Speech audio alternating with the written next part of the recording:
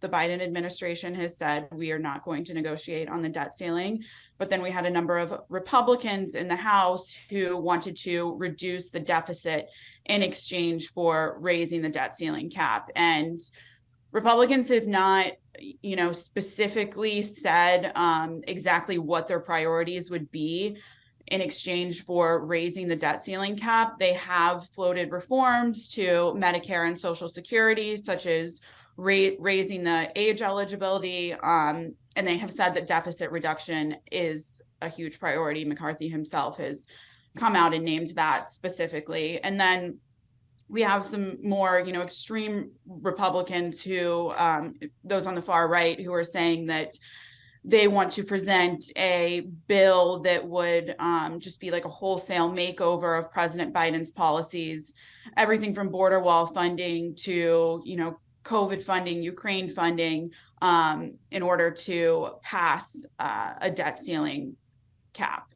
So, it's definitely a contentious situation. And given what we saw in the speaker's race, we know that Republicans are willing to go to great lengths to have leadership cave to their demands. And a number of those demands that came up in the speaker's race actually make it harder for Congress to pass a bill that would raise the debt ceiling cap. There's a new rules provision that prohibits Congress from raising the debt ceiling as part of a budget resolution, as they have done in the past, and requires the House to take a vote on raising the debt ceiling specifically.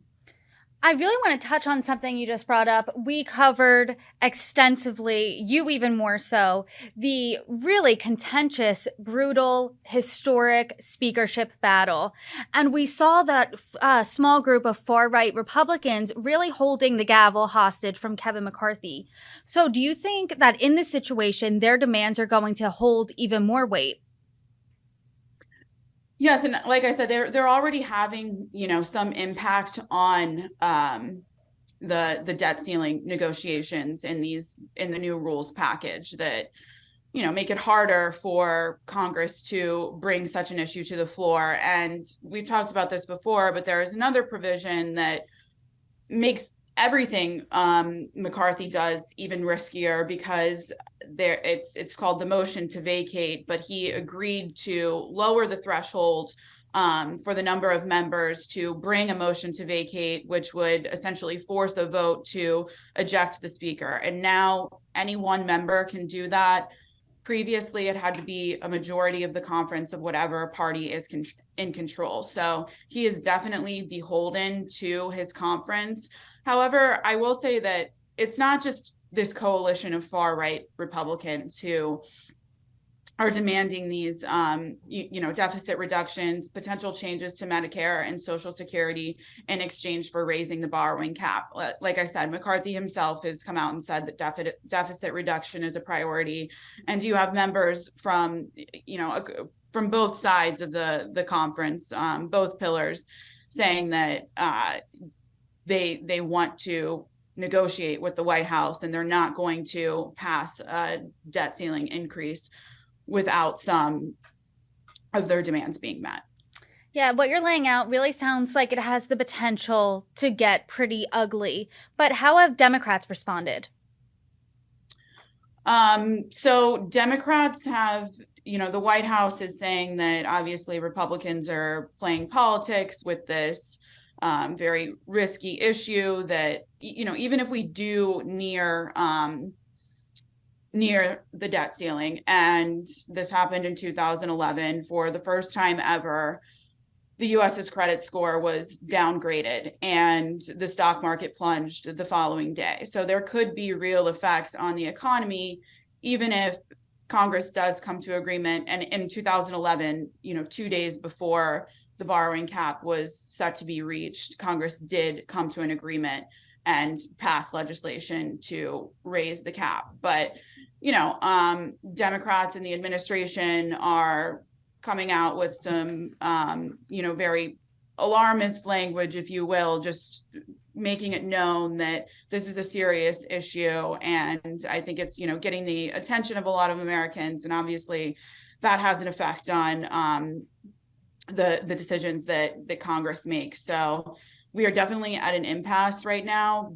The White House and Democrats and Republicans have not come to much of an agreement. I mean, there is one lofty option, if you will, that Democrats have to bring a legislation to the floor that would raise the borrowing cap, but it's unlikely to happen. It's rarely happened in the past. Alexandria Ocasio-Cortez has talked about how she thinks this is a good option. It's what's known as a discharge petition, and it allows Congress to bring legislation to the floor without the committee approving that legislation being brought up for a vote, without leadership bringing it to the floor.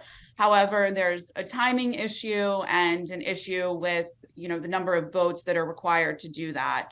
Currently, given the makeup of the House, Democrats would need 5 Republicans to, defect from their party essentially and vote with them to bring this discharge petition. And that's going to be a hard fight. And what's more is the petition would have to sit in committee for 30 days. So by the time that they get those Republican votes in the House, those 5 Republican votes, and then the additional 10 that they would need in the Senate to get to the 60 vote threshold to avoid a filibuster, write the legislation, the 30 days in committee, we're already approaching mid-May, and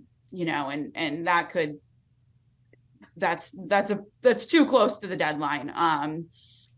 We would hope that a discharge petition would not be necessary at that point, and the negotiations would be moving forward by then, because as I've said, economists estimate that the government could reach this so-called X date by mid-year, so as early as June. Yeah, definitely a lot to look out for. And as you said, we're at an impasse right now, but as this all shakes out, I hope you come back and give us some updates. Sara Dorn, thank you so much. Thank you, Brittany.